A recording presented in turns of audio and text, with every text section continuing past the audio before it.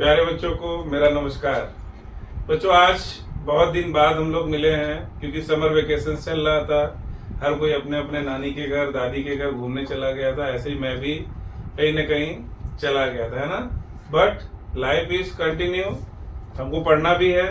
So here I कम, है ना। मैं आ गया हूँ आप लोग के साथ एक नया चैप्टर लेके, एक क्लास 7 एनसीईआरटी और सोशल साइंस, है ना।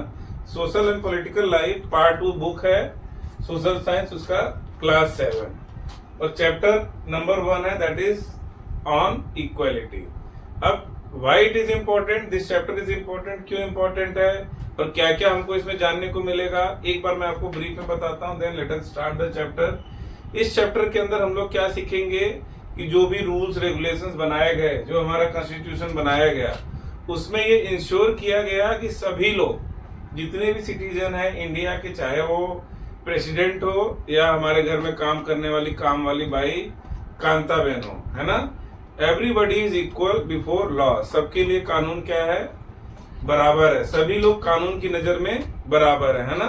और everybody should get equal opportunity in case of employment. अगर आपको जॉब की बात है या एजुकेशन की बात है या कोई भी अपॉर्चुनिटीज जो गवर्नमेंट देती है, तो उसमें क्या होना चाहिए, आपको इक्वल अपॉर्चुनिटी मिलना चाहिए ना। There should be no discrimination on the basis of race, religion, caste, sex, place of birth, etcetera etcetera etcetera.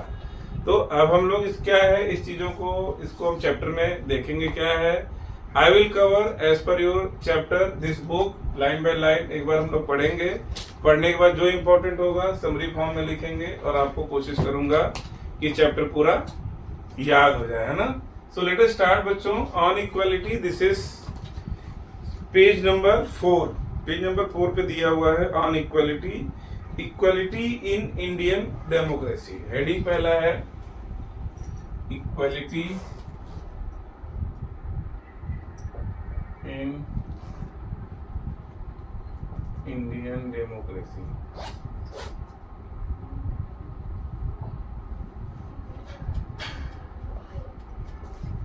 चलिए देखते हैं क्या है बच्चों।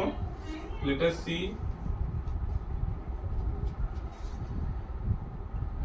What is given over here. The Indian constitution recognizes every person as equal, है ना। हमारा जो संविधान है, इंडियन कॉन्स्टिट्यूशन, हमको पता है डॉक्टर BR अम्बेडकर ने लिखा था और उसी के हिसाब से हमारी कंट्री क्या है, चलती है ना। जो भी चीजें लिखी हैं, everything is given in the form of articles like fundamental rights, या बहुत सारी आर्टिकल्स हैं। तो जो भी गवर्नमेंट आती है, उनका जो बेसिक है कि वो जो आर्टिकल जो कॉन्स्टिट्यूशन में लिखा है, दे कैन नॉट मतलब उसको जो मीनिंग है उसको चेंज करके अपने हिसाब से नहीं कर सकते हैं। That is written over there, तो उसको हमको फॉलो करना है और उसी के हिसाब से हमारी कंट्री आज की डेट में भी, ये हमारा जो संविधान लिखा गया था और ड्राफ्ट किया गया था 1950 में, अभी हम लोग 2023 में चल रहे हैं। इतने साल हो गए but still it is very effective. It serve the purpose of all the citizen of India, है ना। तो वो क्या है, नंबर 1 क्या है, equality in Indian democracy. Let us see. तो हमारा जो कॉन्स्टिट्यूशन है, it recognises each and every person as equal, है ना। It recognises each person is equal.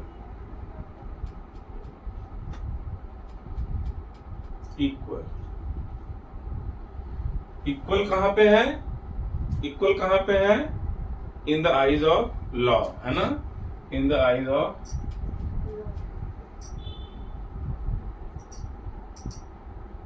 कानून की नजर में, है ना। कानून के हाथ लंबे होते हैं लेकिन आंखों में सब बराबर दिखाई देता है ना। This is not practical. मैं प्रैक्टिकल बातें नहीं कर रहा हूं, मैं क्या बातें कर रहा हूं, जो कॉन्स्टिट्यूशन जो हमको अपना ये राइट देता है बच्चों, ठीक है। This means that every individual in the country, including male and female persons from all caste, religion, tribes, educational and economic background are recognized as equal। तो इसमें क्या है, सारे के सारे इक्वल है बच्चों। तो मैं अगर लिखूंगा there should be no discrimination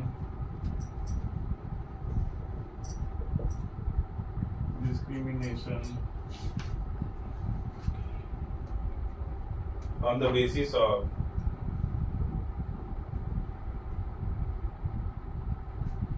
number one क्या है बच्चों? That is caste. Number two religion, GIO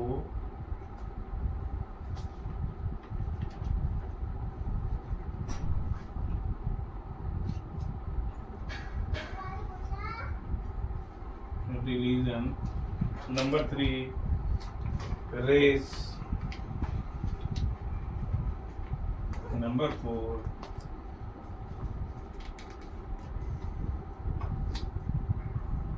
cast, race, religion. फिर नंबर 4 आ जाएगा प्लेस ऑफ बर्थ। नंबर 5 आ जाएगा सेक्स एक्सेट्रा। बच्चों इसका मतलब ये हुआ कि किसी भी इंडिया कोई भी सिटीजन हो उसका डिस्क्रिमिनेशन नहीं होना चाहिए on the basis of caste, कौन सी जाति से आता है, रेस कौन सी प्रजाति से आता है, रिलीजन कौन से धर्म से आता है, प्लेस ऑफ बर्थ कहाँ पैदा हुआ, या फिर सेक्स मेल या फीमेल क्या है। इस बेसिस पे कभी भी किसी का डिस्क्रिमिनेशन नहीं होना चाहिए। और ये राइट कौन हमको देता है? That is given by our constitution. ठीक है, चलिए आगे बढ़ते हैं।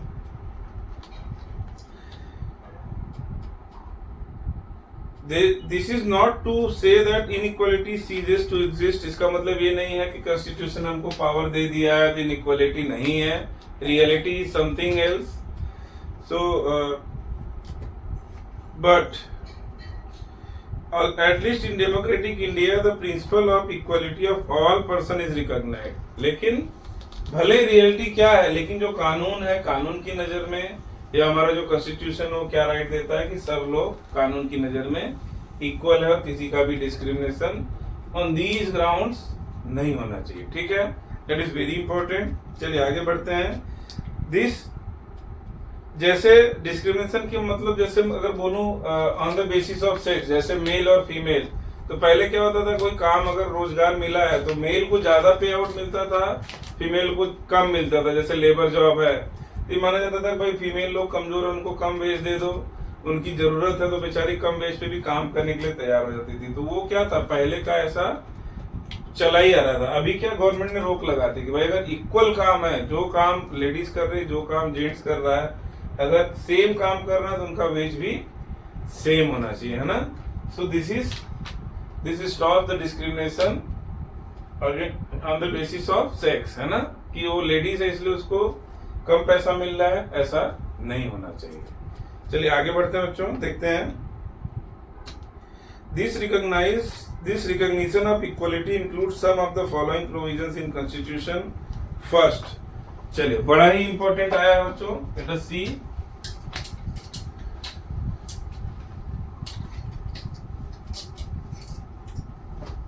Let us see what is given over here.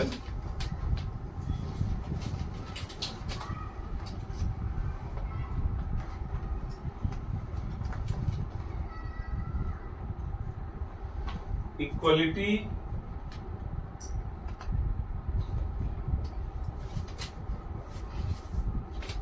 includes some of following provision.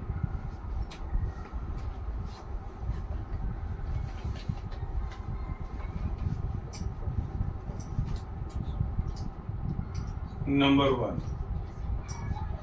One क्या है बच्चों? Every person is equal before law.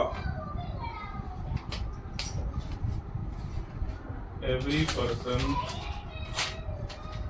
Is equal before law. ठीक है, ये पहला प्रोविजन क्या हुआ कि सारे के सारे लोग लॉ के सामने इक्वल हैं। चलिए दूसरा देखते हैं क्या है। What this means is that every person from president of the country to kanta domestic worker has to obey the same law।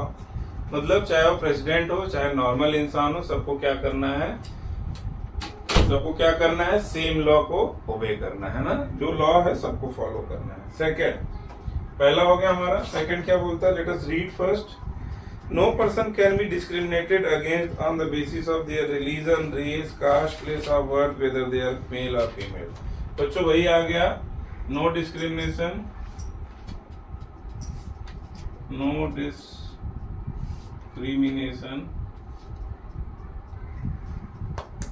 on the basis of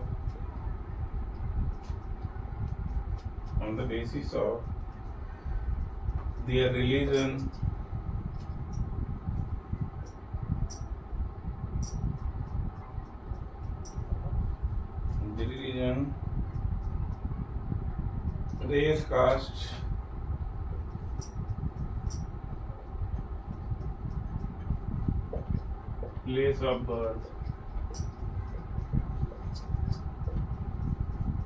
sex, etc. दूसरा पॉइंट भी हो गया हमारा, बड़ा ही इजी है। Equality include some of the following provision में 3 point हमको लिखना था। पहला लिख लिया कि every person is equal before law. Second point क्या लिखा, कोई भी डिस्क्रिमिनेशन नहीं होना चाहिए ऑन दीज बेसिस। बच्चों बड़ा ही इंपॉर्टेंट पॉइंट है ये हमारे आर्टिकल 15 में आता है, जो आगे आप लोग को आएगा। बट ये हमको ये line by line, word by word याद रखना है। क्या याद रखना है कि there should be no discrimination on the basis of their religion, race, caste, place of birth, sex etcetera, है ना। चलिए थर्ड देखते हैं क्या है। Every person has access to all public places including playground, hotel, shop, markets, है ना। तो कोई भी पर्सन हो, सबको एक्सेस है। चलिए मैं थर्ड ऊपर वाला मिटा के लिखता हूं। Third one,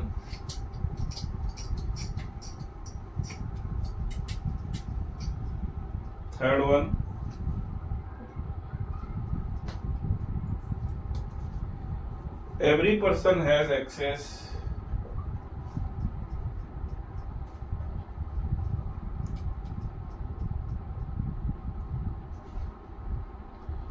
access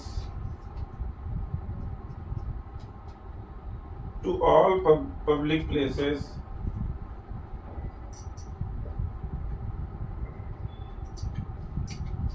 public places मतलब बच्चों क्या होता है, पब्लिक प्लेसेस मतलब the place which is managed by और फंडेड बाय गवर्नमेंट, है ना। जैसे रोड हो गया, कैनाल हो गया, जहां पे जो गवर्नमेंट या उसके द्वारा फंड से बनाया जा रहा है, वो प्राइवेट प्लेस नहीं होगा, पब्लिक प्लेस होगा। तो वहां पे आप जा सकते हैं, आपको एक्सेस होगा। ऐसा नहीं कोई रोड पे जा रहा है दूसरे रोड पे नहीं जा सकता। मंदिर हो गया, हॉस्पिटल, गवर्नमेंट हॉस्पिटल हो गया, या फिर कैनाल्स हो गए, वेल्स हो गए, वहां पे क्या है, सबको एक्सेस होगा, है ना। Everybody can go. Cinema hall हो गया, तो ऐसा नहीं सिनेमा हॉल वाला बोलेगा भैया ये आएंगे, ये फला कास्ट वाले आएंगे, फला कास्ट वाले नहीं आएंगे। This is not the case. Constitution gives them right कि भाई आप जो कर रहे हैं दैट इज कॉन्स्टिट्यूशनली और legally invalid and you can be penalised if you are doing such activity, है ना। चलिए देखते हैं।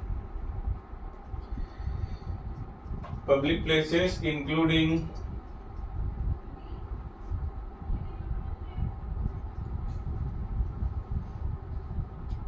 playground,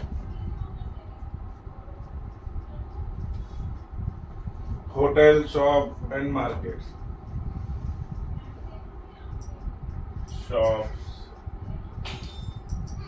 and markets. बच्चों ये क्या है, सबको एक्सेस होगा, है ना। सबको एक्सेस होगा, किसी को कोई मना नहीं कर सकता है। All person can use publicly available wells, roads, anti bathing and bathing Ghats.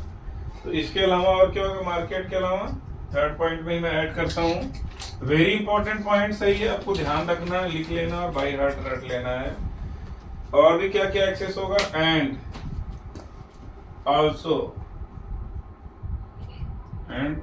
also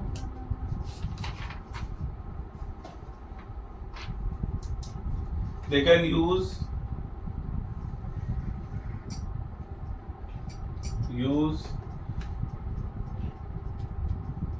publicly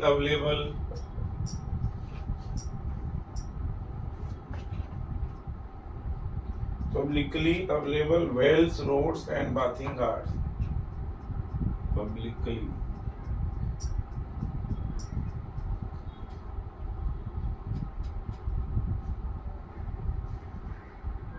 roads, wells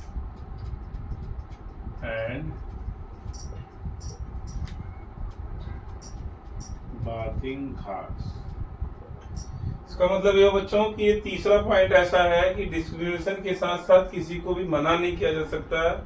public places जो गवर्नमेंट के प्लेसेस हैं like playground, hotel, shops, markets and also they can use publicly available road, well and bathing ghats. तो ये यहाँ पे भी जा सकते हैं। They have got all the rights given by the constitution. चलिए आगे बढ़ते हैं। The two way in which government has tried to implement the equality that is guaranteed in the constitution is first through law and second through government programs or scheme to help disadvantaged communities, है ना। चलिए मैं इसको रब कर रहा हूँ बच्चों।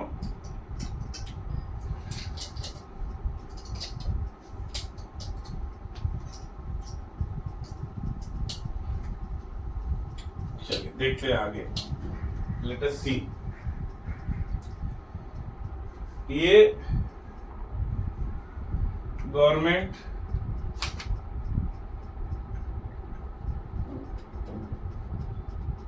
tried to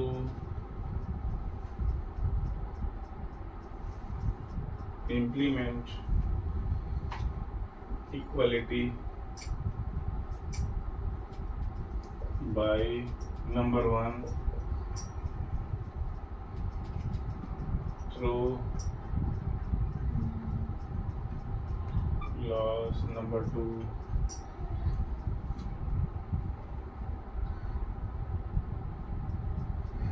through government programs or schemes,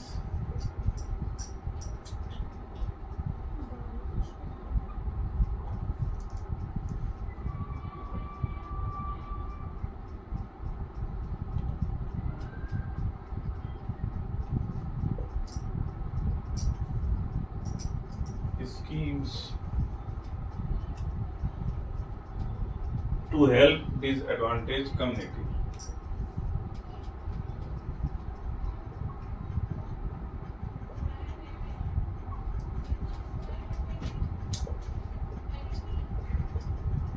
बच्चों ये भी हमको याद रखना है गवर्नमेंट कैसे जो है ये इक्वालिटी को इम्प्लीमेंट करे कि भाई कोई किसी के ऊपर डिस्क्रिमिनेशन ना कर सके, कोई अत्याचार ना कर सके, है ना। तो थ्रू लॉ बनाती है कि अगर किसी ने किसी को मारा तो कितने दिन की सजा है, किसी ने किसी को ह्यूमिलिएट किया तो क्या सजा है। आईपीसी इंडियन पिनल कोड के थ्रू जो है उसको वो सजा दी जाती है। इसलिए लोगों को हिदायत दी जाती है भाई आप कानून का उल्लंघन ना करें। जैसे कोई जा रहा है और आपने रोड पे उसको मार के भेज दिया कि भाई आप इस रोड से नहीं जा सकते हैं और उसने कंप्लेन कर दी तो उसका जो निर्धारित सजा है वो आपको आराम से परोस दिया जाएगा थाली में, लो खाओ दो डंडा लगा के, है ना। So this is what? This is law made by the government to stop these things. Second one is through government programs of schemes। जो डिसएडवांटेज लोग हैं, जो गरीब हैं, अब उनको इक्वलिटी पे लाना है। उनको इक्वलिटी के लिए गवर्नमेंट बहुत सारे स्कीम चलाती है ना। गवर्नमेंट बहुत सारे स्कीम चलाती है जिसके थ्रू उनको बराबरी पे लाया जा सके। तो देखिए बच्चों इसकी उसी पेज पे, पेज नंबर 5 पे सेकेंड पैराग्राफ है। One of the step taken by government includes the mid day meal scheme. अब मिड डे मील स्कीम आ गया। Let us see what is mid day meal scheme. Mid day meal scheme दो चीजें थी, एक तो loss था, दूसरा बहुत सारे स्कीम जिसके थ्रू गवर्नमेंट क्या कर रही थी, इक्वालिटी लाने की कोशिश कर रही थी, है ना। तो गवर्नमेंट जो स्कीम है उसका एक स्कीम का एग्जांपल दिया आप लोग की बुक में। We will go through that, है ना। आप लोग से पूछा जाएगा मिड डे मील स्कीम क्या है। मिड डे मील स्कीम क्या है बच्चों? मिड डे मील स्कीम, और इससे क्या फायदा होगा। जैसे मैंने बताया था कि गवर्नमेंट को इक्वलिटी लाना है तो दो चीजें थी उनके पास, एक तो लॉ और दूसरा गवर्नमेंट स्कीम। अब गवर्नमेंट स्कीम में एक आया mid day meal scheme. Mid day meal scheme मतलब क्या है कि गवर्नमेंट क्या करेगी, ऐसी स्कीम लाएगी जैसे जो बहुत गरीब बच्चे हैं, जैसे मान लो उनको इक्वलिटी लाना है, equality of education among all the children, है ना, सबको एजुकेशन मिले। लेकिन जो गरीब घर के बच्चे हैं उनका क्या है, दे आर वेरी पुअर, वो हर जगह जा नहीं सकते स्कूल में, भाई उनके माँ बाप भेज दें, और दूसरा कोई मोटिवेशन फैक्टर नहीं है, माँ बाप भी इतने एजुकेटेड नहीं कि उनको भेज के पढ़ाएं और इक्वलिटी लाएं। तो गवर्नमेंट ने स्टार्ट किया क्या, mid day meal scheme. Mid day meal scheme क्या था?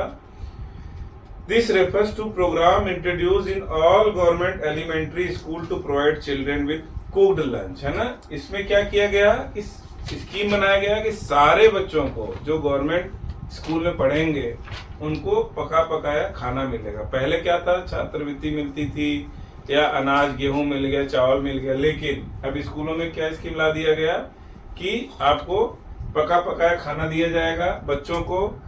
तो इससे क्या होगा, जो गरीब घर के बच्चे हैं उनको एक एक्साइटमेंट होगा, चलो स्कूल में अच्छा खाना मिलेगा, इसकी वजह से स्कूल का एनरोलमेंट बढ़ जाएगा। माँ बाप जो बेचारे जो हैं गरीब हैं तो उनको भी एक मोटिवेशन फैक्टर मिलेगा, माँ बाप दोनों काम कर रहे हैं, चलो बेटा स्कूल जाएगा तो उसको चिंता नहीं कि भाई दोपहर में हमारा बेटा खाएगा क्या, क्योंकि वहाँ पे क्या है उनको खाना मिल रहा था, है ना। इसकी वजह से ना बहुत सारे चेंजेस देखने को मिले, बहुत सारा जो एनरोलमेंट बढ़ गया, ज्यादा लोग पढ़ना चालू कर दिए, गरीबों के बच्चे भी चालू कर दिए। चलिए पढ़ते हैं, देखते हैं क्या दिया आपकी बुक में। तो इसका प्रोविजन क्या था, programme introduce by programme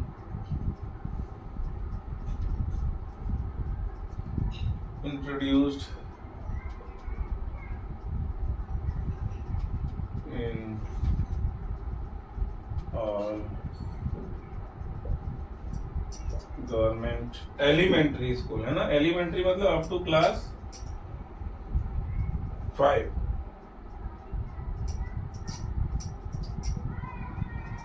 elementary school to provide children with cooked lunch.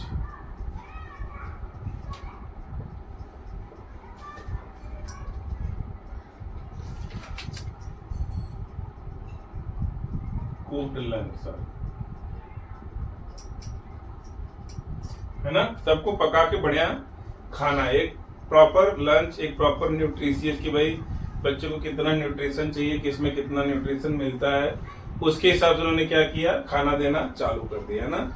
Tamil Nadu was the first state in the India to introduce this scheme in 2001। तो तमिलनाडु हमारा इंपॉर्टेंट पॉइंट है, Tamil Nadu first state to introduce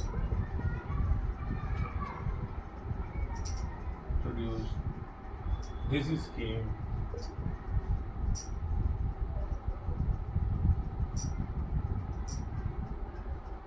in 2001। हमको याद रखना है कौन से year में कौन से स्टेट ने सबसे पहले इंट्रोड्यूस किया, तो तमिलनाडु, है ना। तमिलनाडु ने पहले इंट्रोड्यूस किया 2001 में, इसको लागू किया मिड डे मील स्कीम को, है ना।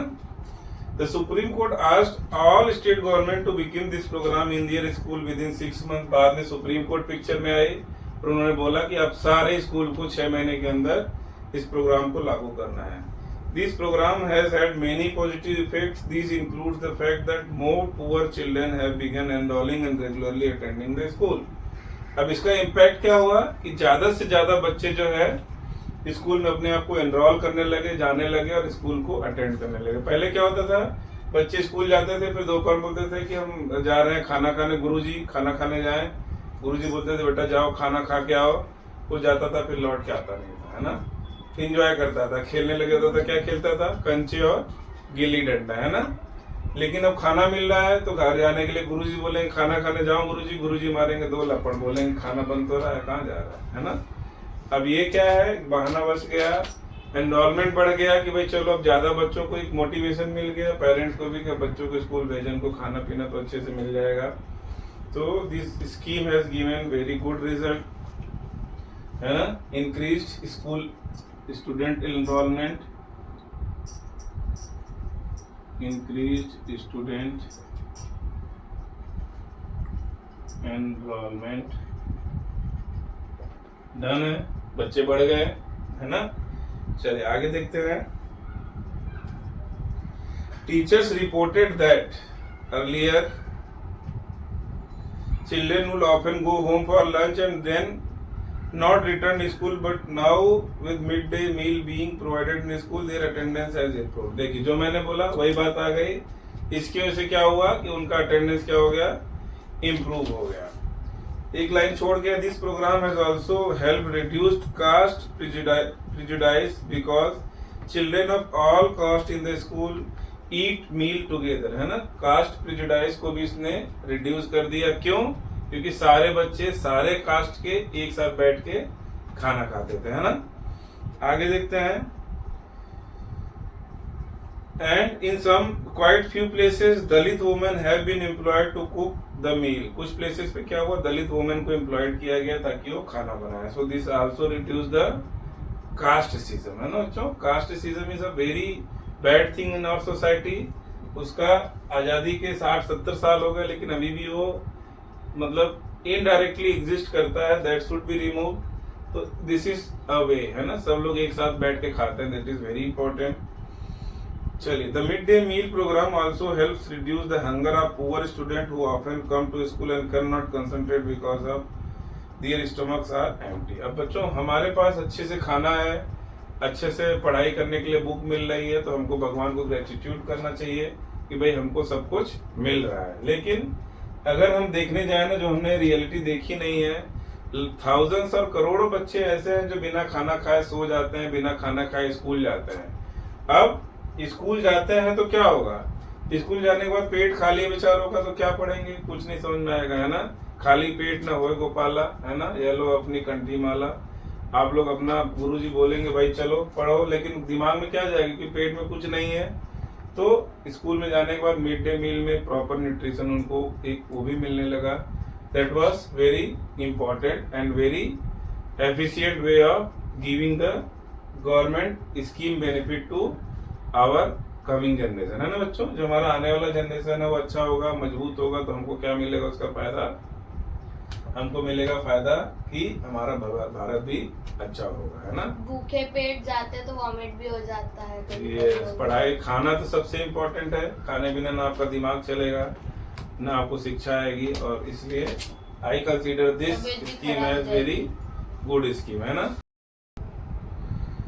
सॉरी बच्चों, बीच में मोबाइल डिस्चार्ज होने की वजह से वीडियो बीच में बंद हो गया था। सो मैं फिर से आ गया हूँ, वहीं से कंटिन्यू करेंगे जहाँ हमारा खत्म था।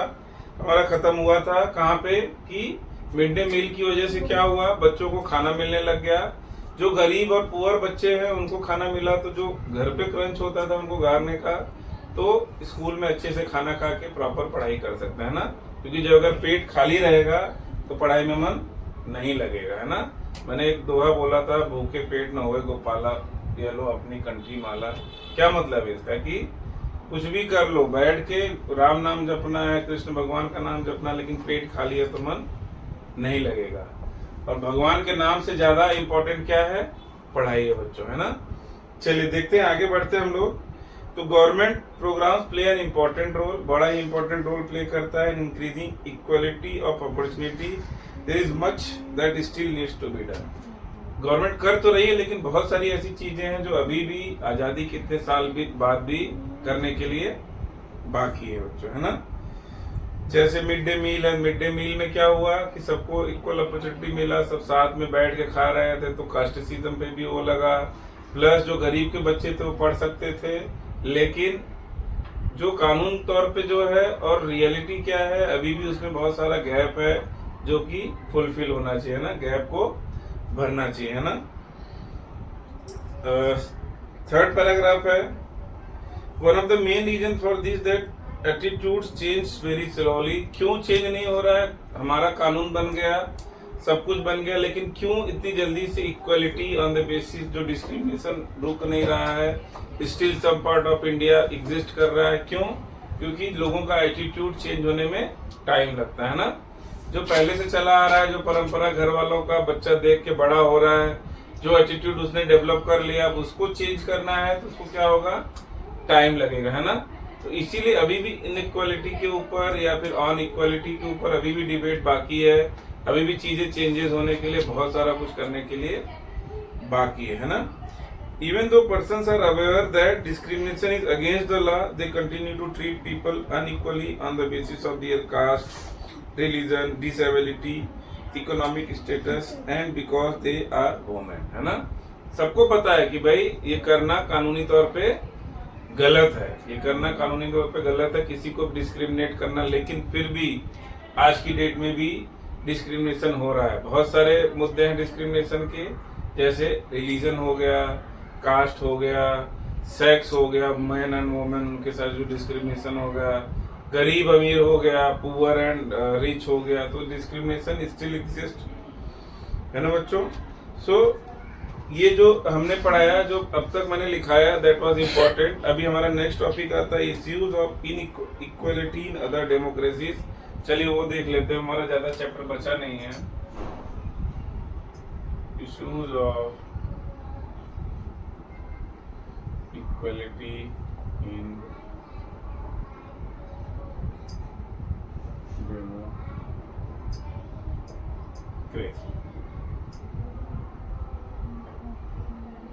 देखते हैं बच्चों क्या है अदर डेमोक्रेसी, मतलब इंडिया के बाहर कैसे ये इक्वालिटी का कंडीशन क्या है। क्या हम इंडिया वाले ही सफर कर रहे हैं, लोगों की मेंटेलिटी, लोगों की सोच की वजह से डिस्क्रिमिनेशन अभी भी हो रहा है, या बाहर भी है। तो लेट अस सी, पेज नंबर 7 पे दिया है, African Americans whose ancestors were the slaves who were brought over from Africa continue to describe their lives today as largely unequal, है ना। तो ये लगभग 1950 से उससे पहले की बात है। जो अफ्रीकन अमेरिकन, जो अफ्रीका से स्लेव्स लाए गए थे अमेरिका में अपने काम कराने के लिए, जो अमीर लोग थे, जो स्लेव्स, जो अपने बदवा मजदूर या बोले गुलाम अफ्रीका से लेके आए, अपने यहाँ काम कराया, लेकिन जब देश आजाद हुआ, जब डेमोक्रेसी आया, तो भी उसके बाद भी अपने आप को अनइक्वल महसूस कर रहे थे ना। कैसे महसूस कर रहे थे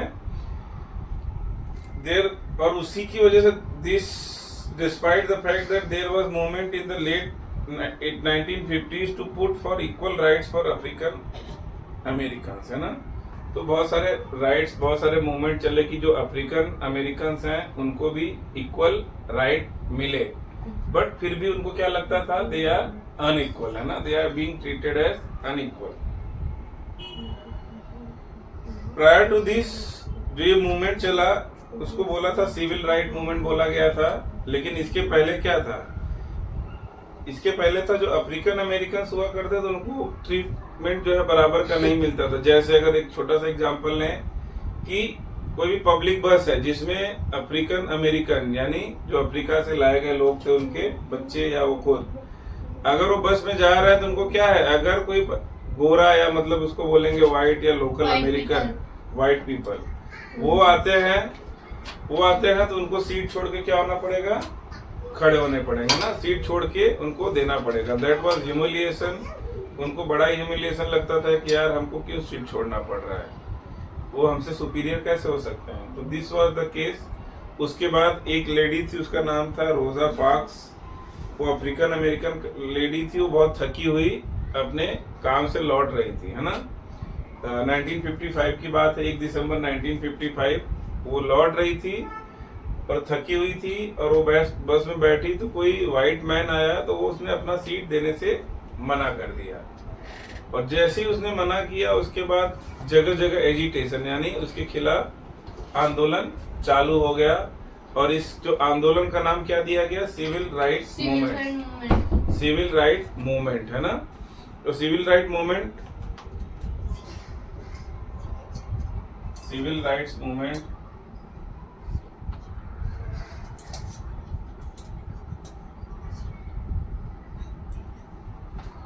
ये अमेरिका में चला था। और उसके बाद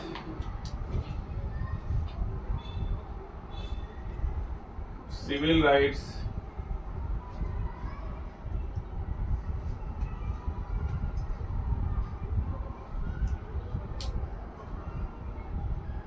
मूवमेंट एक्ट 1964 वो आया। 1964 प्रोहिबिशन एक्ट,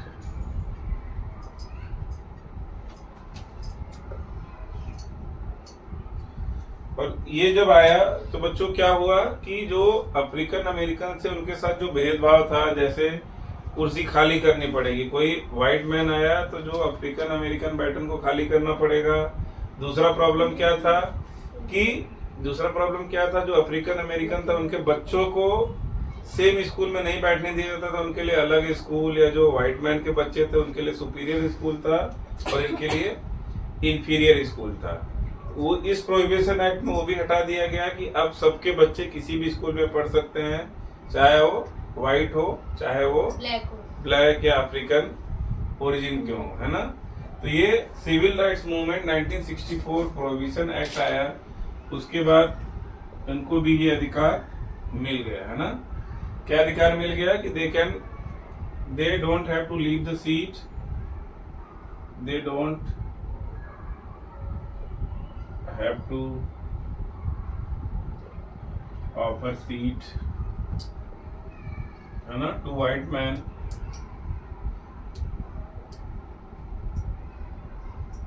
अब दे मतलब कौन है, अफ्रीकन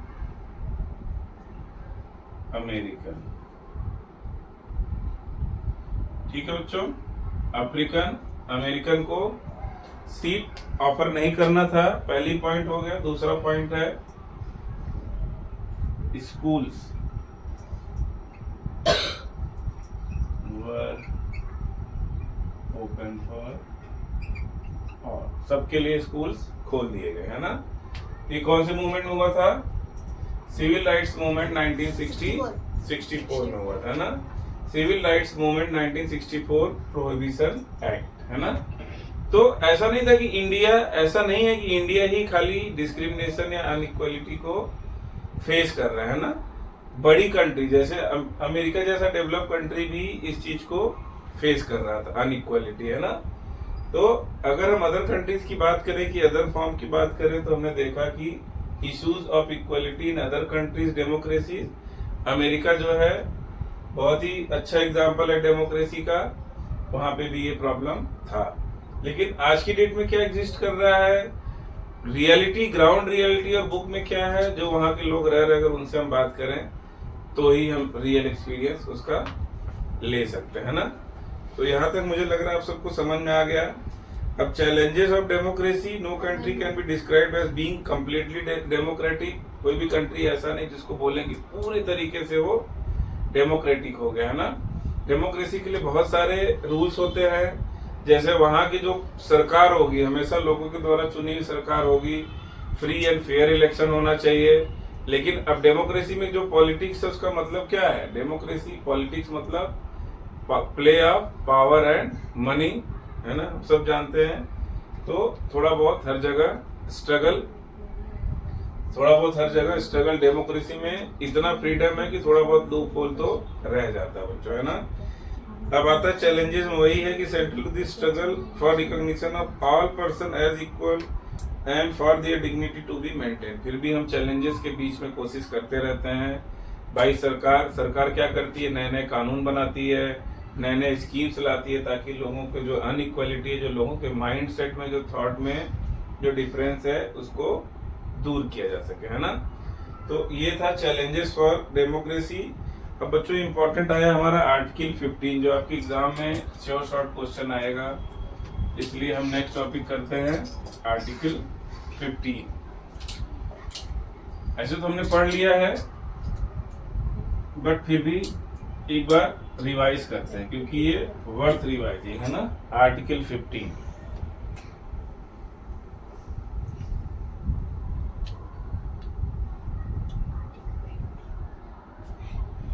हम सबको पता है कि हमारा देश संविधान से चलता है।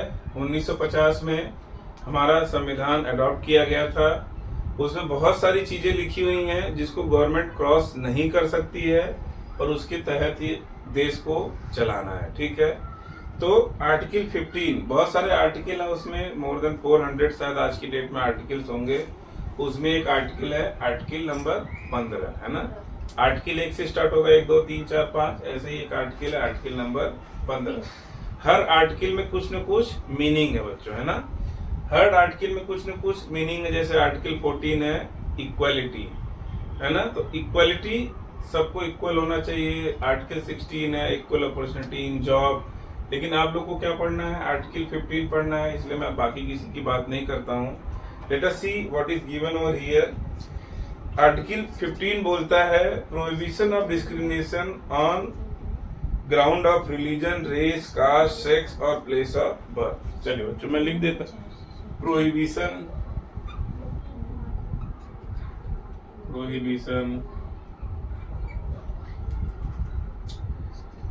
of discrimination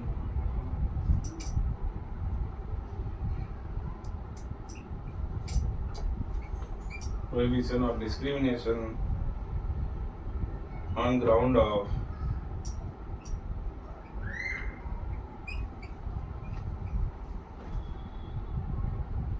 religion, race, caste,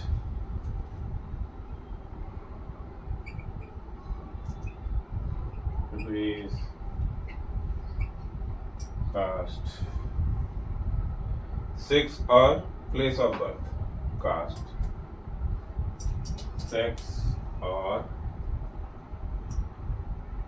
place of birth। बच्चों ये हो गया आर्टिकल 16। उसके बाद इसमें 2 पॉइंट है। नंबर 1 है, आपको बाई हार्ट इसको रट लेना है, प्रैक्टिस कर लेना है लिख के। The state shall not discriminate against the state shall not discriminate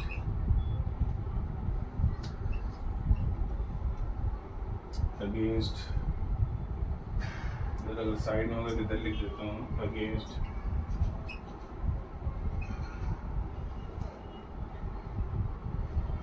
any citizen on ground of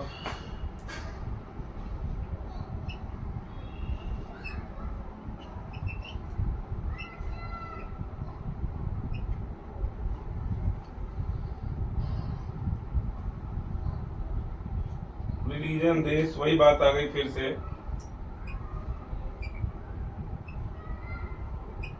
race, caste, sex, place of birth. पहला पॉइंट हो गया बच्चों। अब बोलते हैं सारे सिटीजन को। दूसरा पॉइंट है नो सिटीजन। पहला पॉइंट ये है, this is second point, no citizen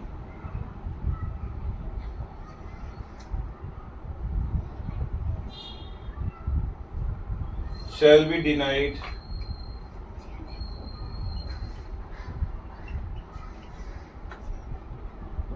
to access of,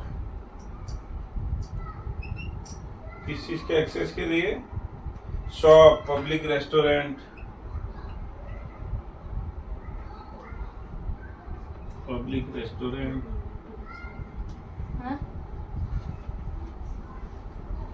hotels, places of public entertainment, hotels, places of public entertainment, है ना। तो किसी को भी, जो हमने बच्चों भी पढ़ा ऊपर, तो no citizen shall be denied to access of on the basis of religion, race, caste, sex, place of birth, ये सब के बेसिस पे किसी को भी मना नहीं कर सकते कि आप नहीं जा सकते हो। कहाँ?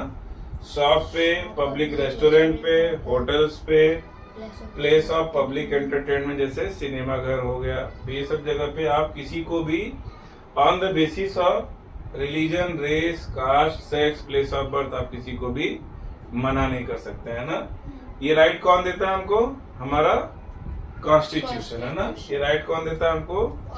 हमारा कॉन्स्टिट्यूशन, है ना। अगर आपने किसी को मना किया और उसने कंप्लेन कर दिया तो आपके खिलाफ कानूनी कार्रवाई होगी बच्चों, है ना। So this is just to remove the casteism और कास्ट डिफरेंसेस जो हमारे दिमाग में या हमारे एटीट्यूड में भर गए हैं। 2 पॉइंट हो गया। दूसरे पॉइंट का ये ए है बच्चों, है ना, ये ए है दूसरे पॉइंट का बी भी कर लेते हैं। दूसरे पॉइंट का बी अगर मैं यहां लिखूं तो क्या लिखूंगा, एक तो उनको मना नहीं कर सकते हैं कि इसी जगह जाओ, दूसरा क्या कर नहीं कर सकते हैं, to use wells, public road,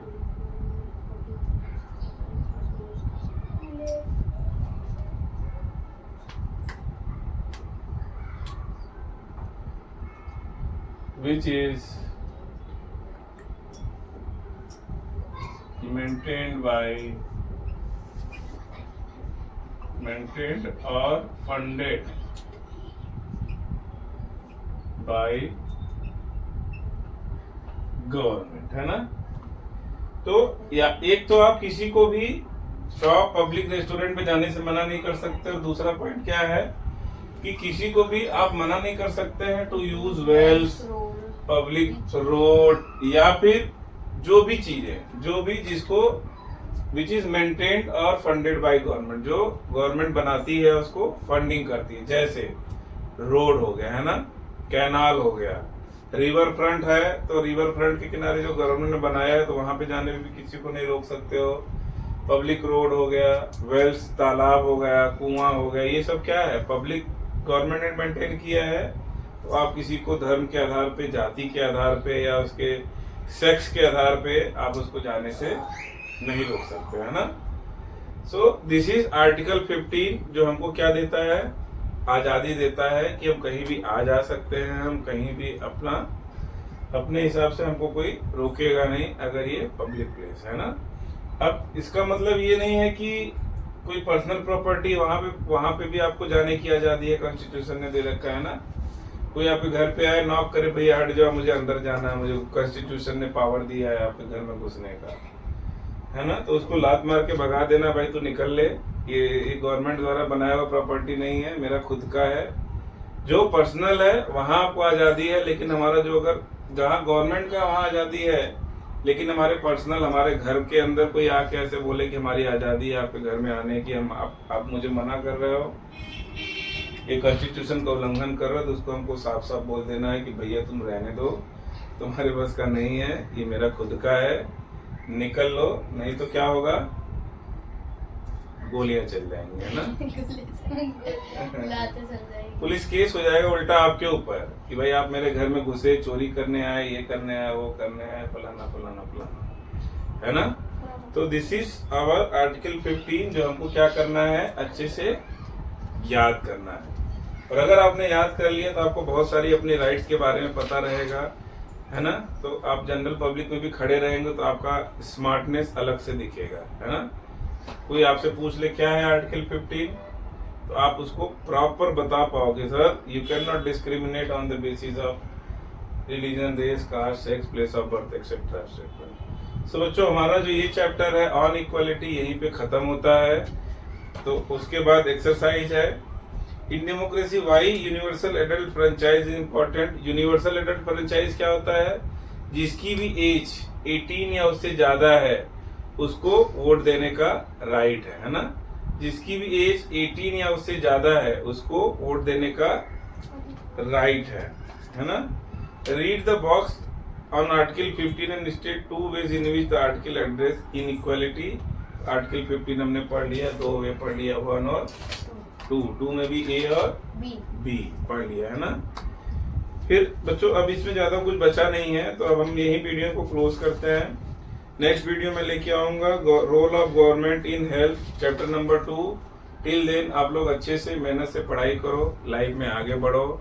मेरी शुभकामनाएं आप सभी के साथ हैं। जय Shri Krishna. Thank you so much. Like share and subscribe and Instagram पे फॉलो कर देना।